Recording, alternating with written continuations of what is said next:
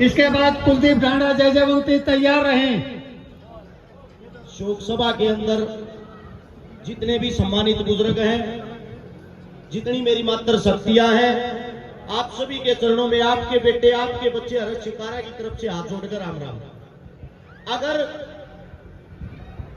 सभा के पास समय कम हो तो मैं ये चाहता हूं और कोई अच्छा वक्ता आ रहा हो उसको बुलवा लिया जाए ताकि उसके विचार हम सबको अच्छे लगे। अगर 2 मिनट का समय हो तो फिर उस बात को सुनना। मैं ये चाहता हूं कि बीच में कोई शोर शराबा ना हो। हमने सबसे पहली बात तो यह सीखनी चाहिए, पीछे जो 13 शहीद किसान हैं वे शहीद हुए क्यों, उनकी जान गई क्यों। उससे दूसरी बात, अलग अलग सरकारां में हुए हैं। कहने का तात्पर्य सरकार कोई भी आ लो, किसान का हाल यो रहा है। इसका कारण क्या है? आजादी से पहले भी हमारा यो हाल था, आजादी के बाद भी हमारा यो हाल है। उसका कारण क्या है मैं बताता हूं आप लोगों को। भाई मैं दुखी मत करो यार, पत्रकार साहब को मत दुखी करो प्लीज। एक एक बात कीमती होगी भाई, कोई काम नहीं होगी यार। 1 मिनट का टाइम दे दो मुझे। देखो किसान दुखी है, सब नवेरा है। सबसे बड़ी बात थारा योगदान की है सरकार में, पहले वो समझो। देश के अंदर लगभग 4033 एमएलए कुर्सियां पे बैठे हैं, 543 एमपी कुर्सियां पे बैठे हैं। जोड़ लो सारे ने 4576 आदमी देश में चलाने लाग रहे हैं। उसमें के थारे बेटे थारे बाबा कितने हैं ये वो बताऊंगा। 70% आदमी एमपी एमएलए वे बने हैं जो अंग्रेजा के बस्ते खाया करते, अंग्रेजा के पिट्ठू थे, जिनके बूढ़े मुखबरी कराया करते भाई। बाकी बच गए 30%। 20% एमपी एमएलए वे बने हैं जिनके पास बेशुमार पैसा है, काला धन है। उदाहरण के तौर पर बता दूं, देश का नाश नहीं जा रहा। एक नचनिया, एक नाचने वाली कंगना रनौत देश की एमपी बन रही है। इससे बड़ा दुर्भाग्य क्या होगा रे? किसाना ने गाड़ी देते हैं। कौन से देश में?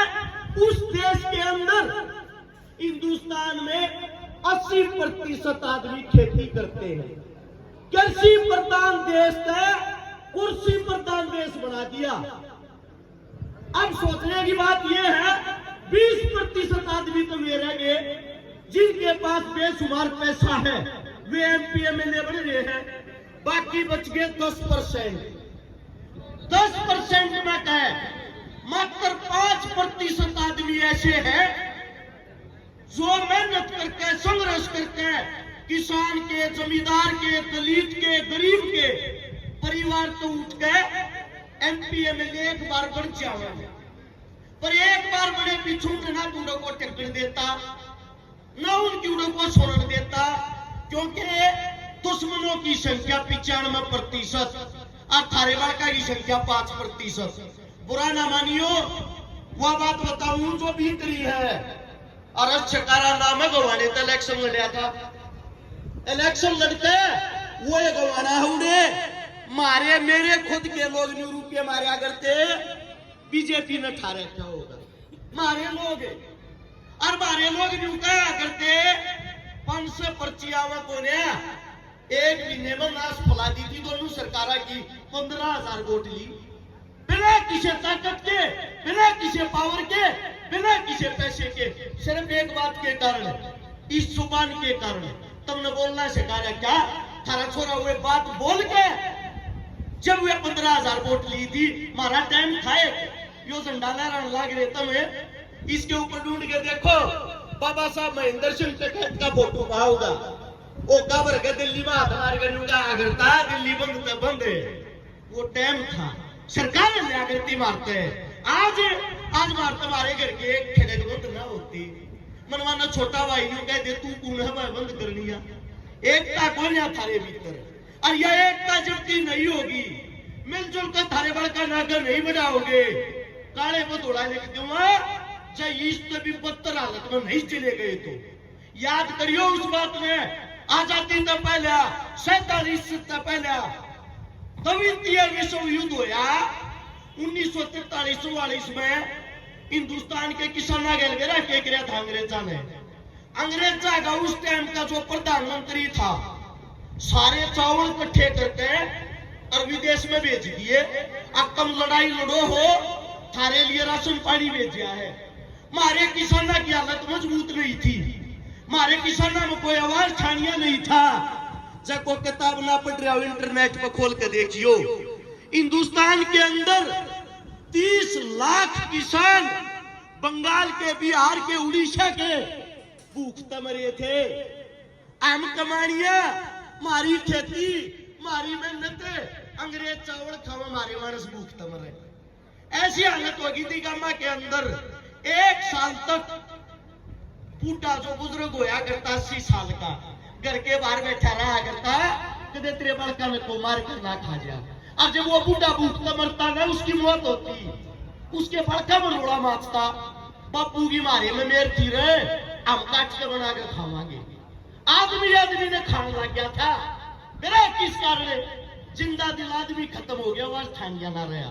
आज भी गुलाम हो के देखो छाना पड़ता हो, आज भी गुलाम हो।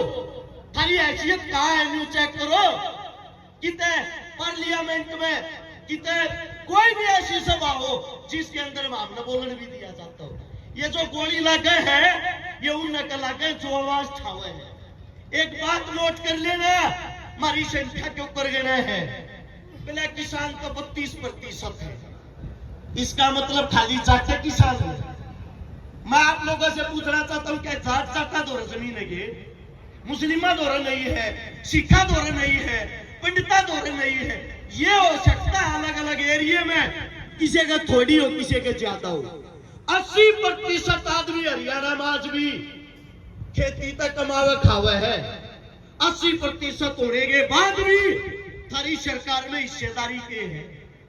कांग्रेस में हो, बीजेपी में हो, राम हो, आप लोगों ने लड़ना भूल के आपस में लड़ना शुरू कर दिया। अंग्रेजा ने जो चीज छकाई थी, फूट डालो राज करो। आज जोड़ के एक बात कहूं, हरियाणा की करीम आने बैठी है, बड़े छाने आने बैठे हैं। इस प्रकार का कोई भी प्रोग्राम हो उसके अंदर 5-4 बालक अपने जो नौजवान हो, नए हो, उन्हें खड़े करके बोलने का पूरा मौका दिया करो, उन्हें सुनिया करो। अब उनका न्यू बुझा करो, ई बागल लड़िया के ऊपर जा। कहने का तात्पर्य ये है, हिंदुस्तान के अंदर जब भगत सिंह लड़ा करते उन पर भी लांछन लग गया करता।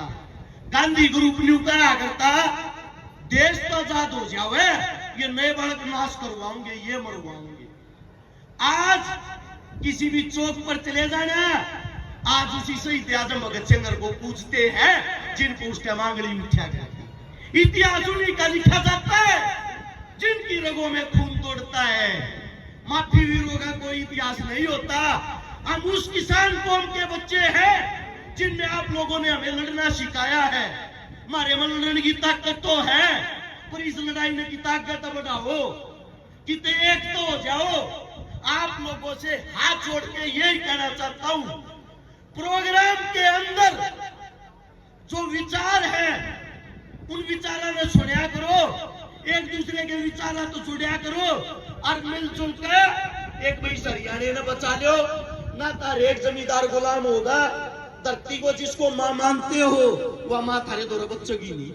कोई बात गलत लगी हो, मैं क्षमा चाहता हूं। मेरे अपने हो, आप लोग अपनों से ही आदमी क्षमा प्रार्थी होता है। जाने अनजाने में मेरे मुख से कोई गलत शब्द निकल गया इस पंचायत के बीच में, क्षमा प्रार्थी। आप लोगों ने बोलने का मौका दिया, आप सभी का बहुत बहुत धन्यवाद। राम राम, जय हिंद। बहुत बहुत धन्यवाद हरत सिकारा जी। हमारे बीच में श्री टेकरा